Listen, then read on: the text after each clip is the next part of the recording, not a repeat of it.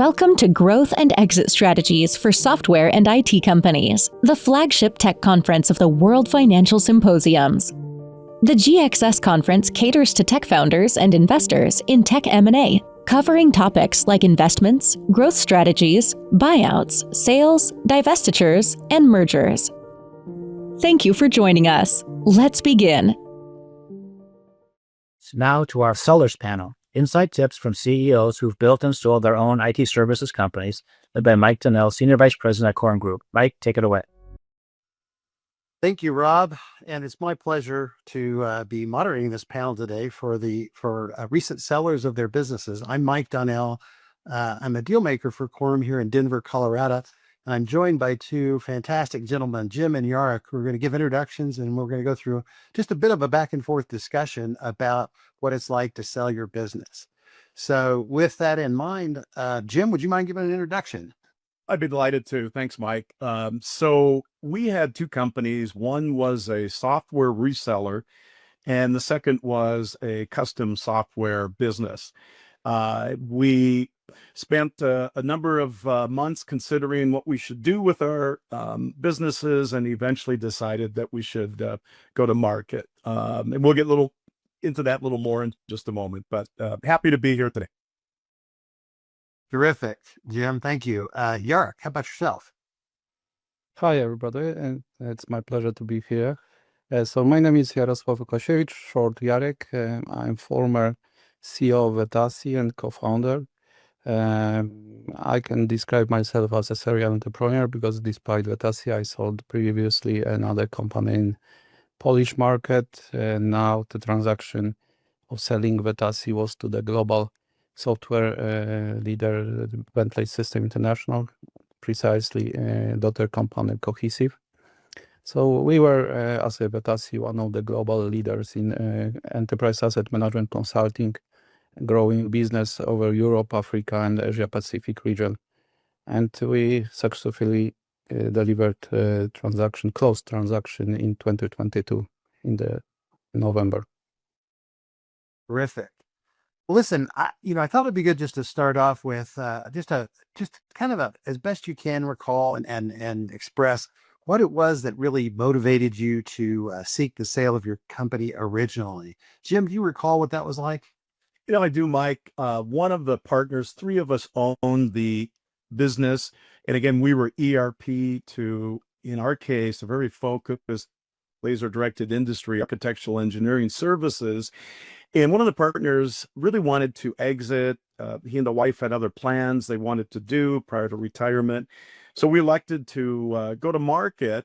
That was really the motivating factor. And we took the first company to market, the software business. And then shortly after that, 18 months later, we went back to market with the software reseller practice. Just a very fulfilling experience. I'll get into in a little bit more about our selection process and getting into the M&A process. But it was really that one decision. Partner Steve said, guys, look, I'd like to exit sooner than later. And that's what prompted our decision. Primarily just one partner having a strong need or desire to just exit the business was the primary reason?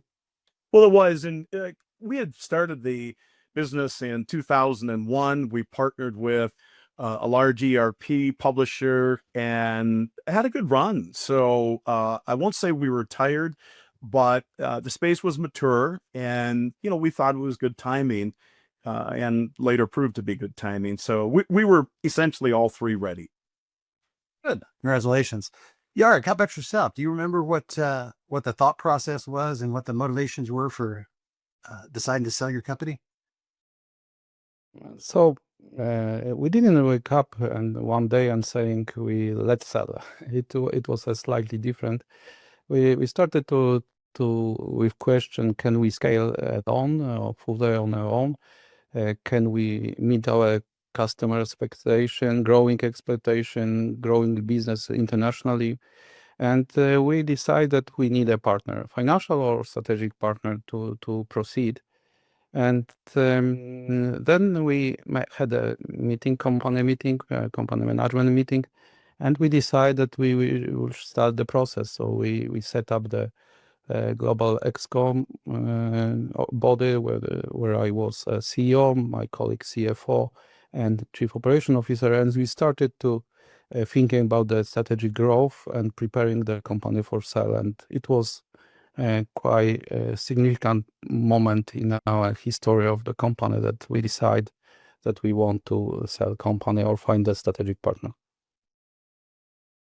I can imagine. It's always a difficult decision and lots of things to consider. Jarek, I'm curious, like when you entered into the process and you started talking to buyers, it's always fascinating, I think, to think about, who the eventual buyer is and who it's going to be, and whether it turns out to be someone you thought it was going to be originally, and what their reasons for actually being attracted to your business were.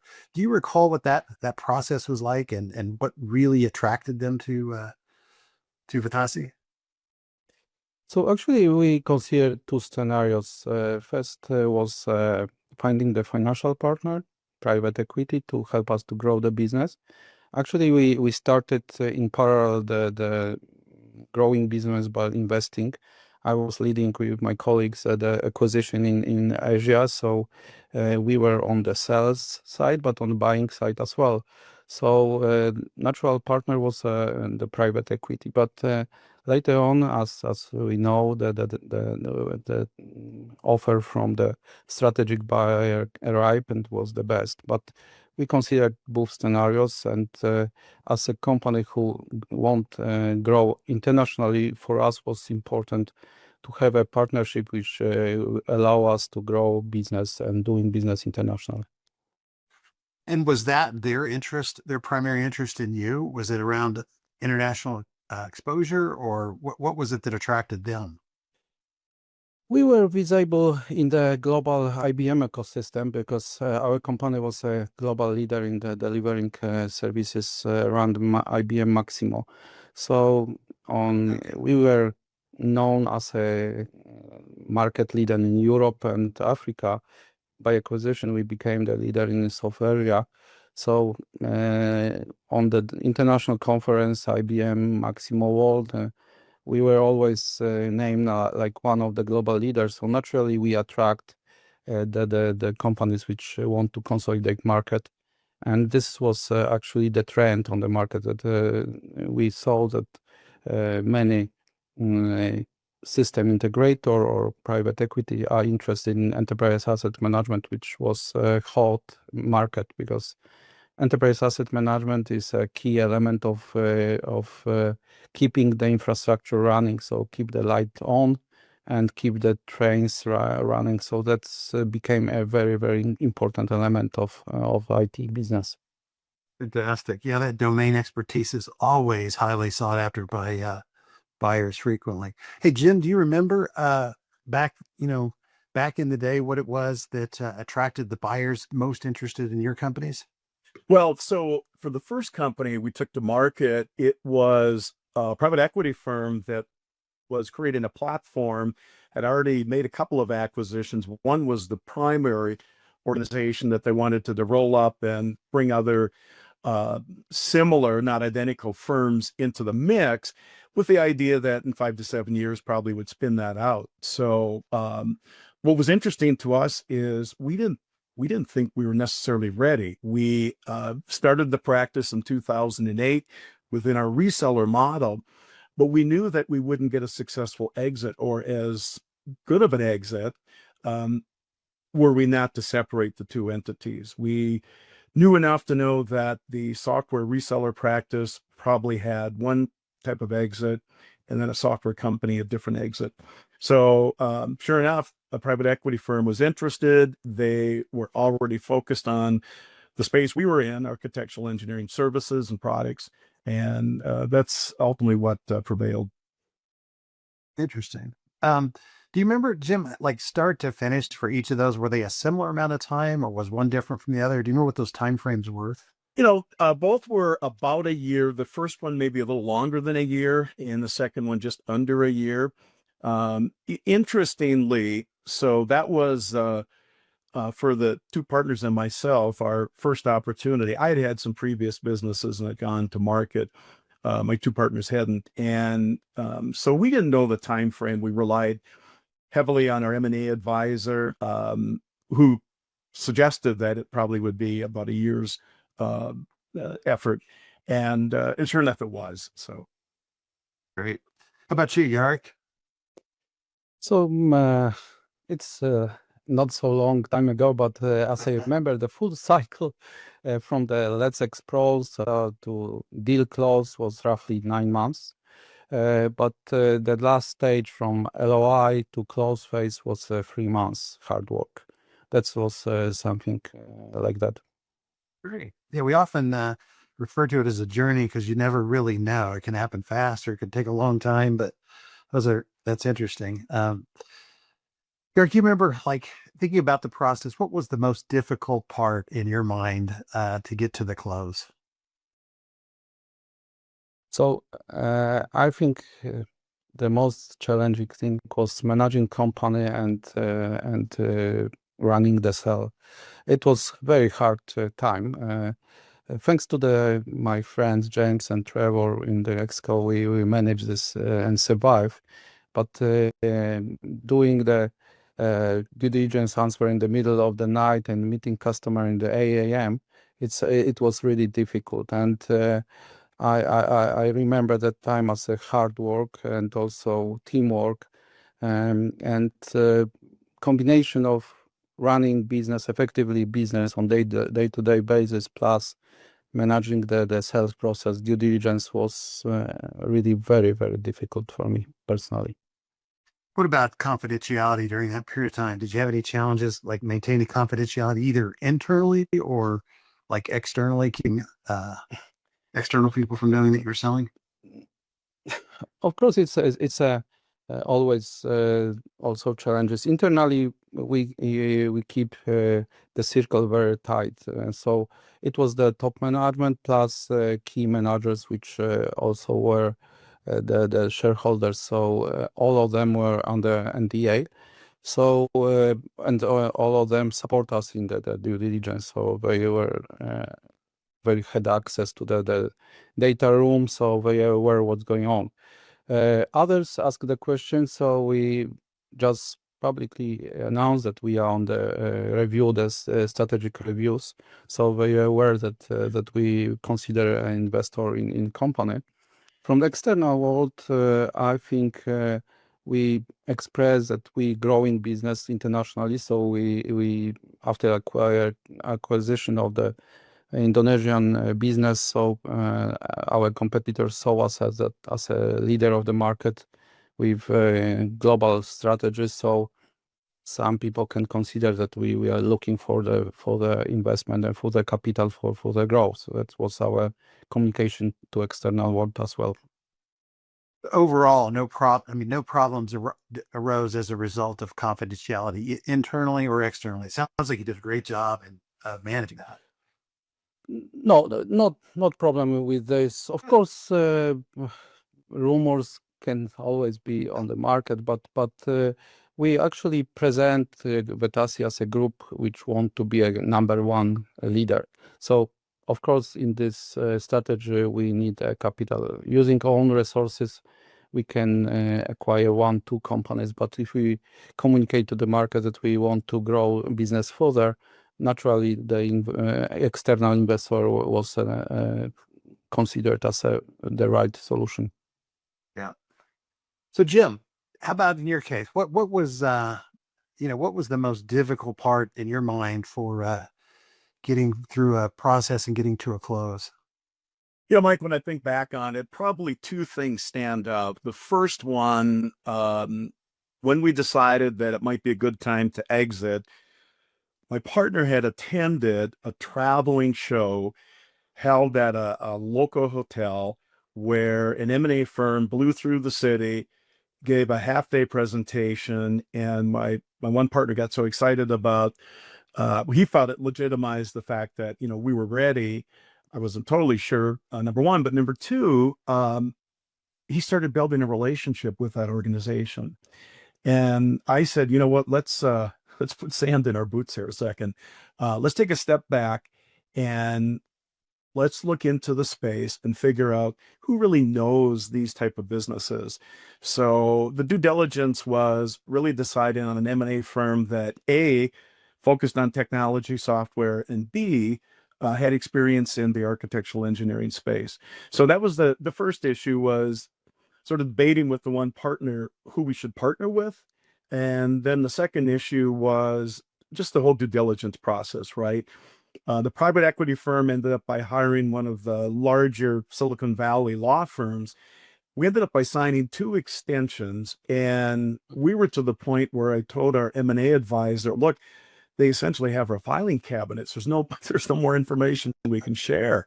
And sure enough, we were able to close then. But a lot of dotting I's and crossing T's in the process. So When I hear people talk about that process, and it's very common, do you recall sort of the emotional roller coaster as you were going through due diligence? Well, you were worried about uncovering something that you forgot to complete, right? So we'd look back on some insurance policies or some non-competes or general services agreements, and oh my gosh, did we ever sign that? Did we ever complete that agreement? So there was a bit of fear and trepidation with that. And beyond that, it was just the work, right? So I was able to identify our controller and myself to largely do the work. But for the meetings with the private equity firm, then my 2 partners would join me. We really said, we're going to have to plan on a couple of months of doing nothing but just readying our organization, readying, whatever the requests came in, and the more, back rent agreements, this and that. So that was really the process. So, Yeah. What about confidentiality?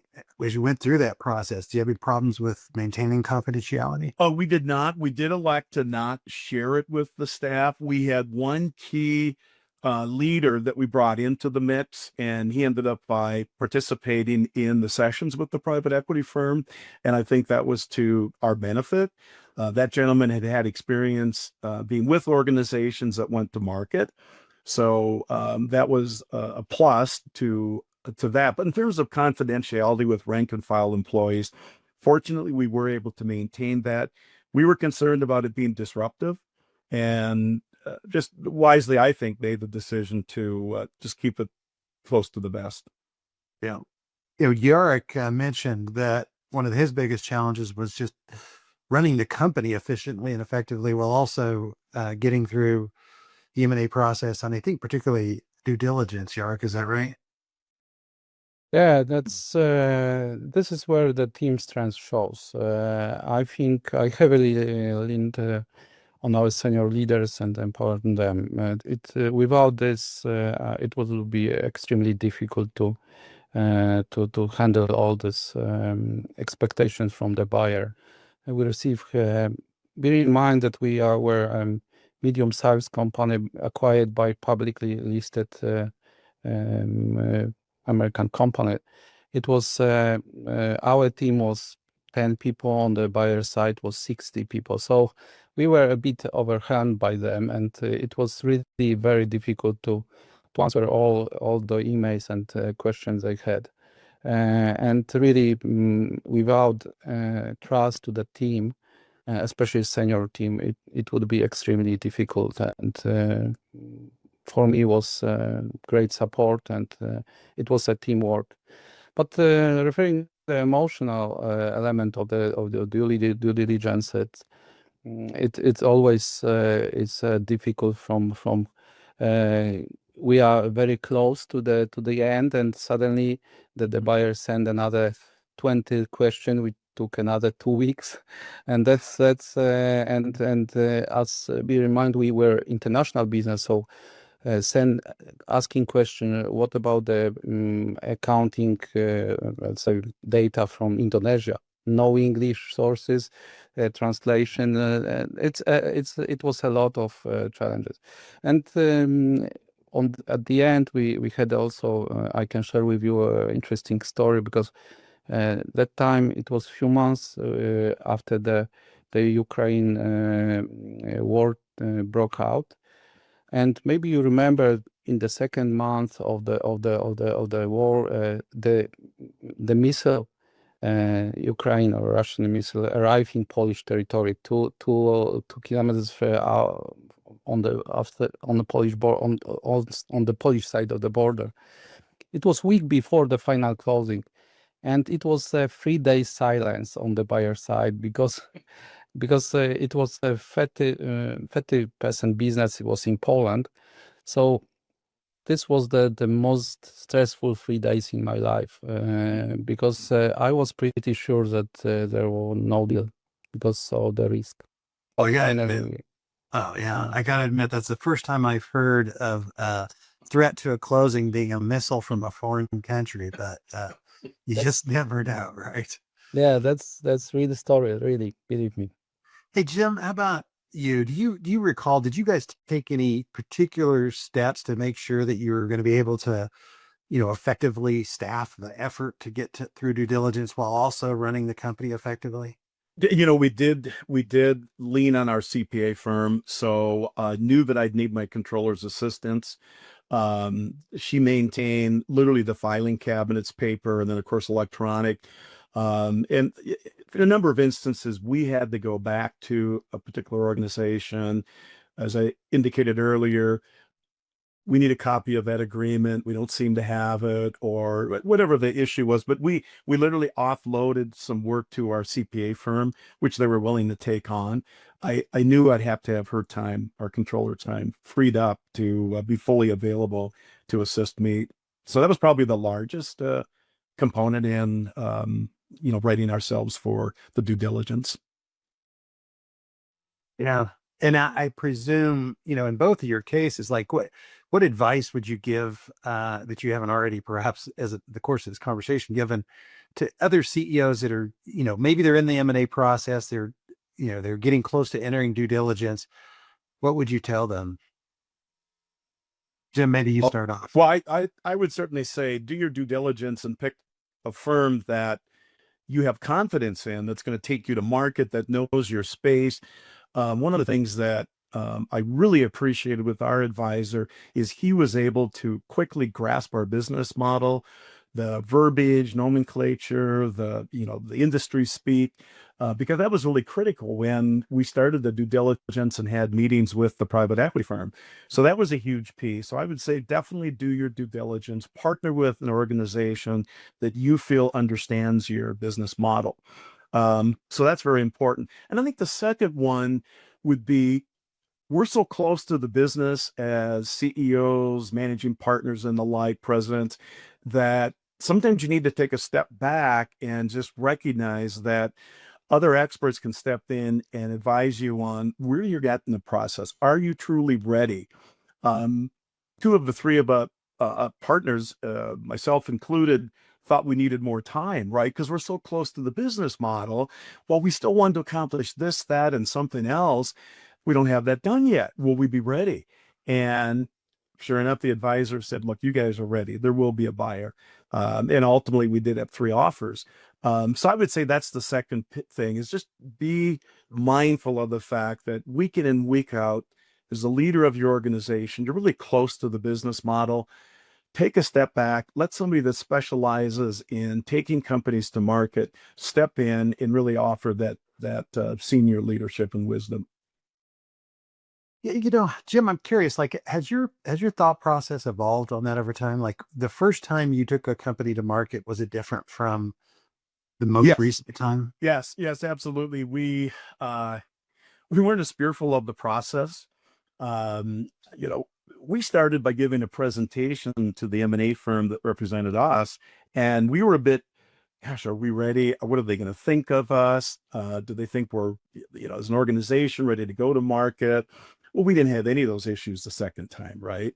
So we were much more prepared emotionally to go to market and began the process. So that certainly was one of the items. There's probably a handful, but I'd probably leave it at that. Yeah. So Jarek, in your case, is there any like single piece of advice you would offer to a CEO entering due diligence? I can only repeat what is written in many books, that start thinking about the exit before you are ready. And Even you are not planning to sell, operate like you might. That's my advice. Um, but on the other hand, you can never be prepared, and timing is a issue. I don't know how it was in your case, Jim, but in our case, the timing was the winning factor. You can always be better prepared, but the market situation and the offer you can received, and also what is the momentum on the market is a critical. And I definitely will advise to the CEO and the sellers that you cannot be perfectly prepared. You have to be prepared enough to sell, and the timing is a issue. It's a critical tool to balance these two things. Well, and I would just add to that, Jared, not only that, but then in our case, maximizing the value always, right? So always be thinking of, because there may be a better time to go to market and timing. So constantly be thinking of tidying up the financials, the strategy with acquiring customers, retaining customers. So just constantly be focused on maximizing value for the enterprise. I agree that also understanding how the buyers value your business. So in our case, recurring revenues, all these things, as we all know that it's what the buyers looking for. So understanding what motivate the buyers, how they see your business, to maybe reshape a bit your business model is extremely important as well. And Jarek, it sounds like you had a pretty thoughtful, disciplined process for selecting advisors to help you through the process. Can you talk to us a little bit about what that, how did you go about doing that? I was personally involved in this. I asked on the market. It was quite, for me, challenging thing because I was first time in my life in this role as a CEO. My previous sales were locally in Poland. Now we were exposed to the global market. So, of course, I asked my colleagues from EY and others just to give me some recommendation. And we pick up the Corum. And the most important element is to find the advisor who understands your market. And also, it's the right one for the size of the company you are. Because, of course, you can go to Deloitte, EY, and others.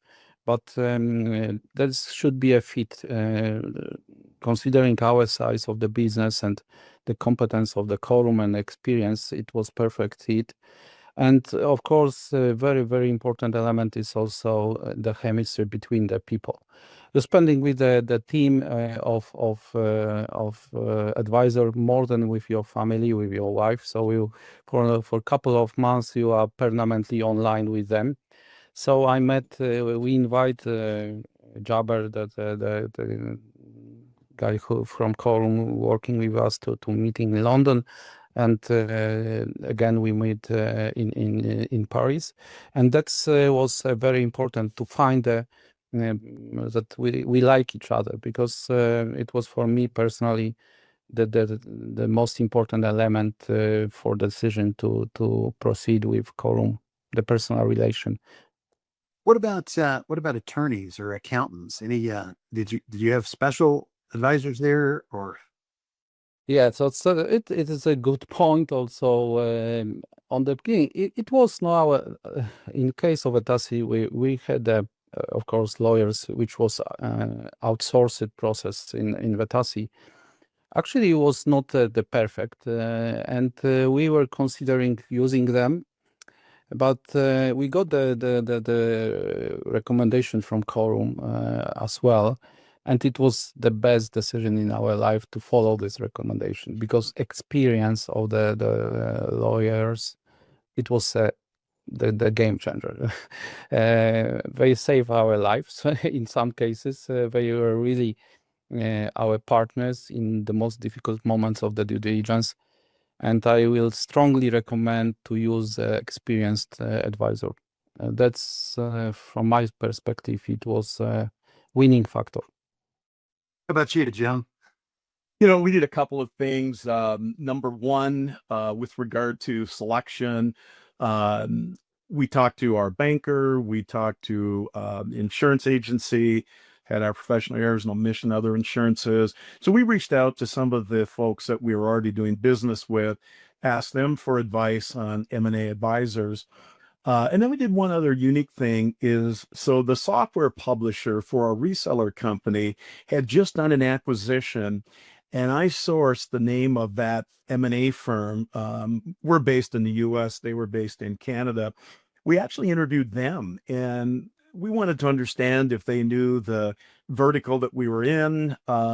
We liked them, but ultimately didn't select that organization. So that's sort of what we did in terms of the selection process. And again, I mentioned earlier, we did interview 3 different firms before making our decision. With regard to attorneys, accountants, CPA firms, yes, both of our organizations we partnered with. One was a regional firm, the accounting organization, and then the law firm was a national firm that we were already using for our legal services. So they had a depth and breadth of bench that they were able to turn to if there were issues beyond our primary attorney that we were working with. And what was interesting is that attorney was able to cite, well, when we closed on another deal similar to this is what happened. And so it was helpful to have both of our professional organizations steeped in experience with taking firms to market. And I would highly encourage any CEO, owners of a firm that are going to market to make sure you have adequate legal and accounting representation. Yeah, we see all kinds of things in that field, and I think I don't know if we often emphasize enough what adequate means, but like in your case, it sounds like you were using a big law firm who had access to attorneys with different types of expertise, including tech M&A. And that's Yes, correct. And Eric, it sounds like you followed the advice of your advisor to pick an attorney who had that kind of expertise. Exactly. And I mean, I can tell you, I see hear about horror stories really more often about, using attorneys that were very experienced, but not recently experienced in tech M&A, which can lead to some huge challenges and frankly, really big bills. So it's great. I salute you both. I mean, it sounds like you both made a pretty smooth process as a result of that. As smooth as it can be, barring missiles coming from foreign lands and things like that. So I, kind of starting to wrap up here a little bit. I'm curious to hear what you both will say about how were your expectations for the process either met or not met? I mean, there's bound to be some disappointments along the way, but hopefully other positive surprises. How would you describe that? I'll jump in here. 2 things stand out. Number one, our M&A advisor had given us counsel and advice with regard to the exit, the type of exit, and the most likely financial outcome.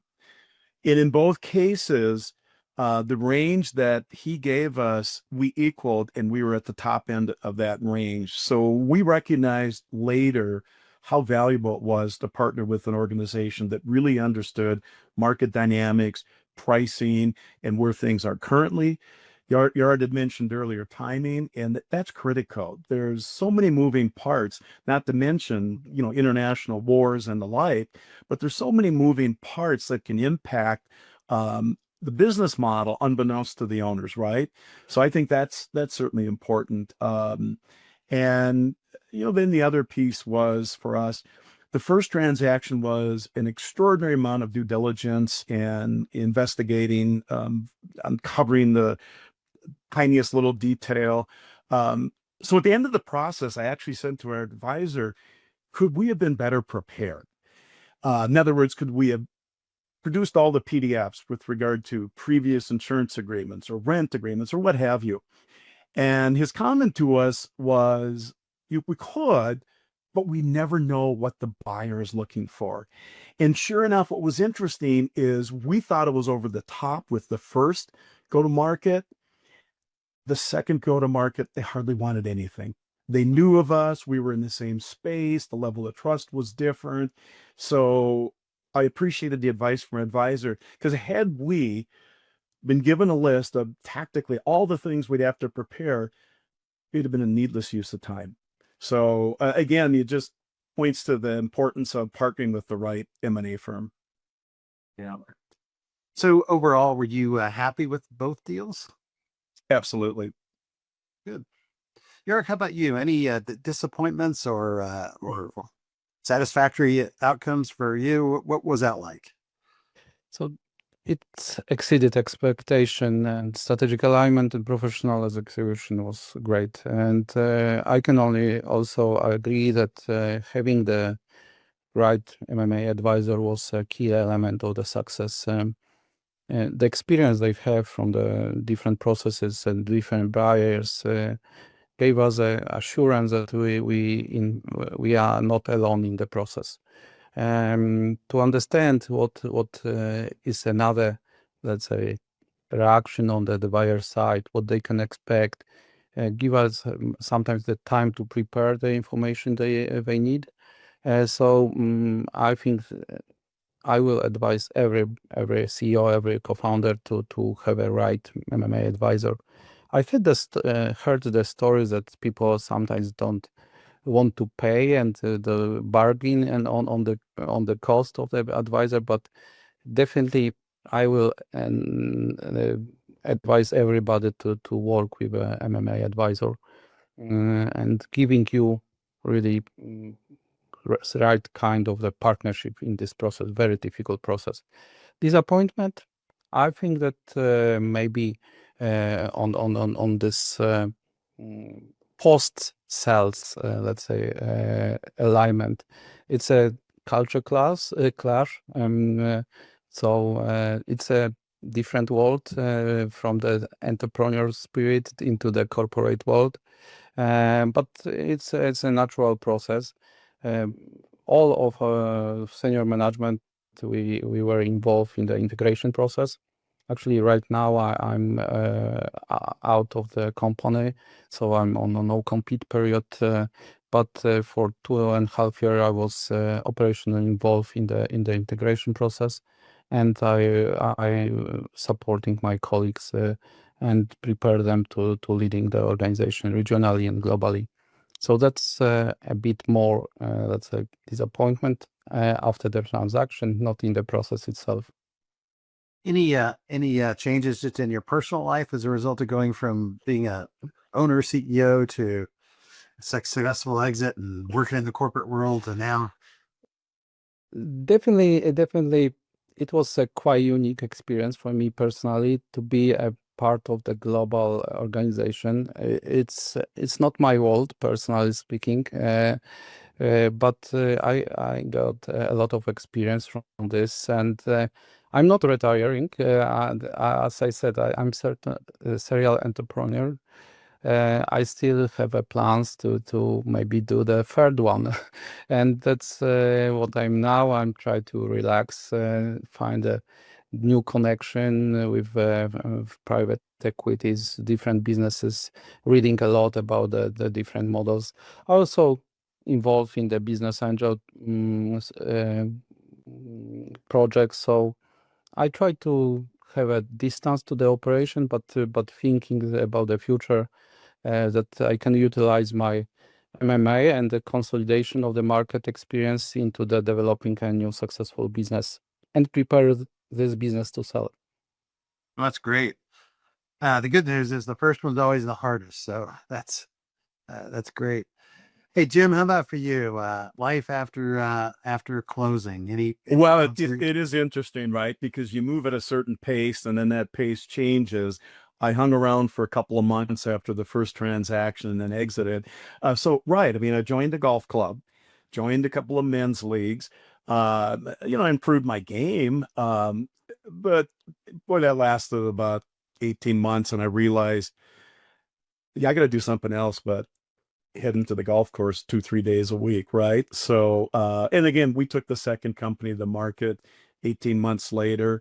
Similar to Yared, not fully retired. I'm working with some startup organizations, helping younger people out.